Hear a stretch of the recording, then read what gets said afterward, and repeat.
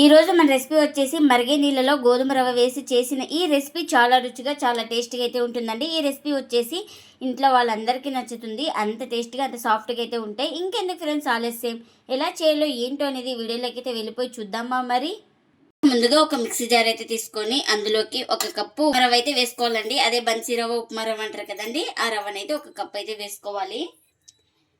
ఇంకా మనం ఇక్కడ మూత పెట్టుకొని స్మూత్గా గ్రైండ్ చేసుకోవాలి. ఇంకా గ్రైండ్ చేసుకున్న తర్వాత అయితే ఇలా ఉండాలి చూడండి, ఇలా స్మూత్గా గ్రైండ్ చేసుకోవాలి. ఇప్పుడు దీన్ని పక్కన పెట్టుకుందాం. ఇంకా ముందుగా స్టవ్ అయితే ఆన్ చేసుకొని ఒక కడాయి పెట్టుకున్నాను. ఇప్పుడు ఇందులోకి 1.5 కప్పు దాకా వాటర్ అయితే వేసుకోవాలి. చూడండి, ఇంకా హాఫ్ కప్పు కూడా వేస్తున్నా. ఇంకా ఇప్పుడు ఇందులోకి రుచికి తగినంత సాల్ట్, అలాగే 1 స్పూన్ దాకా ఆయిల్ కూడా వేసుకోవాలి. మనకు ఈ వాటర్ వచ్చేసి బాగా బాయిల్ అవ్వాలి. ఇంకా చూడండి, మనకు వాటర్ అయితే బాగా బాయిల్ అవుతుంది కదా. ఇప్పుడు స్లిమ్లో పెట్టుకొని ఇంకా ముందుగా గ్రైండ్ చేసుకున్న ఈ ఉప్మా రవ్వ పౌడర్ని అయితే వేసుకోవాలి. ఇంకా ఇలా పొడి వేసుకున్న తర్వాత ఎక్కడ ఉండలు లేకుండా బాగా కలుపుకోవాలి.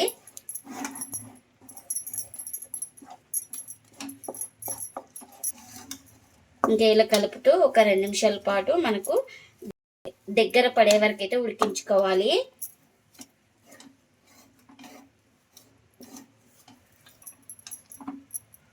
చూడండి, ఒక 2 నిమిషాల తర్వాత అయితే మనకు పిండి అనేది ఇలా ఉండలాగా రావాలి.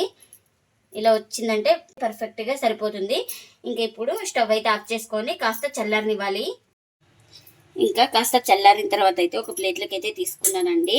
ఇలా మనం బాగా ప్రెస్ చేసుకుంటూ పిండిని అయితే ఒత్తుకోవాలి. కాస్త వేడి మీద ఉన్నప్పుడే ఇలా బాగా అంతా కలుపుకోవాలి. సాఫ్ట్గా మనకు చపాతీ పిండిలాగా సాఫ్ట్గా వచ్చే వరకు అయితే కలుపుకోవాలి.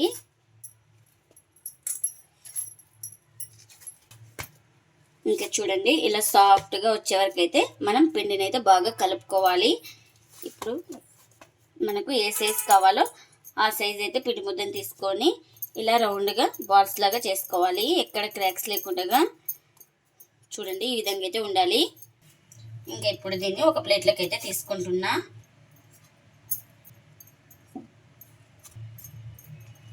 ఎన్నైతే అన్ని ఇలానే చేసుకోవాలి. ఇంకా మనం ఏ దాని మీద చేస్తున్నామో ఇంకా దాని మీద అయితే కొంచెం ఇలా పొడి పిండిని అయితే చల్లుకోవాలి.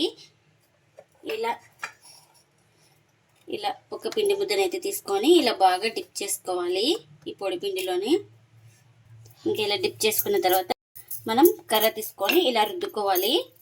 ఇక్కడ చూపిస్తున్నాను కదా, మనం ఇలా డిప్ చేసుకుంటూ కాస్త పొడి పిండిని చల్లుకుంటూ ఇలా రుద్దుకోవాలి.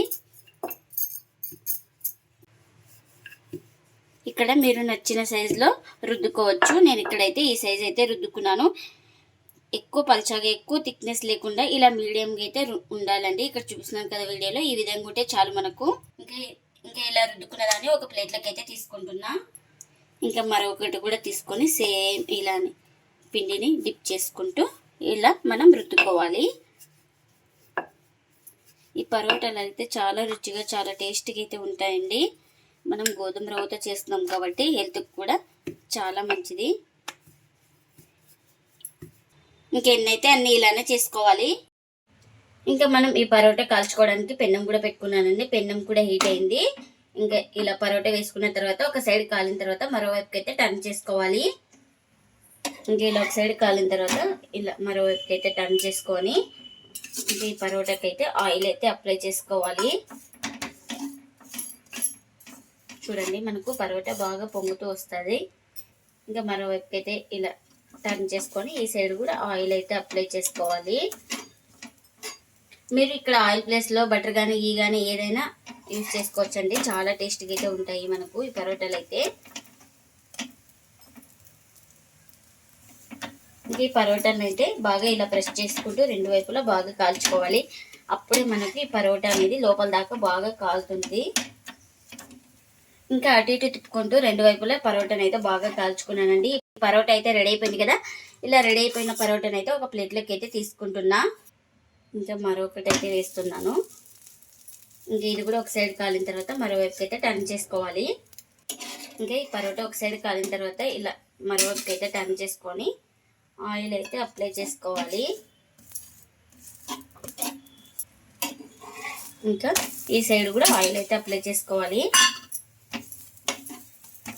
చూడండి పరోటా అనేది ఇలా బాగా పొంగుతూ వస్తాయి, మనకు చాలా సాఫ్ట్గా అయితే ఉంటాయి ఈ గోధుమ రవ్వ పరోటాలు అయితే. ఇంకా ఈ పరోటాను కూడా అటు ఇటు తిప్పుకుంటూ బాగా ఇలా ప్రెస్ చేస్తూ కాల్చుకోవాలి. ఇంకా మన ఇంట్లో ఉప్మా తినని వాళ్ళు ఉంటే ఇలా పరోటాలు చేసి పెడితే చాలా ఇష్టంగా తింటారండి. ఇంకెన్నైతే అన్నీ ఇలానే చేసుకోవాలి. మరిగే నీళ్ళలో గోధుమ రవ్వ వేసి చేసిన ఈ పరోటాలు రెడీ అయిపోయినాయండి. ఇంకా ప్లేట్లోకి అయితే సర్వ్ చేస్తున్నా. ఈ పరోటాలు వచ్చేసి చాలా రుచిగా చాలా సాఫ్ట్గా అయితే ఉంటాయండి.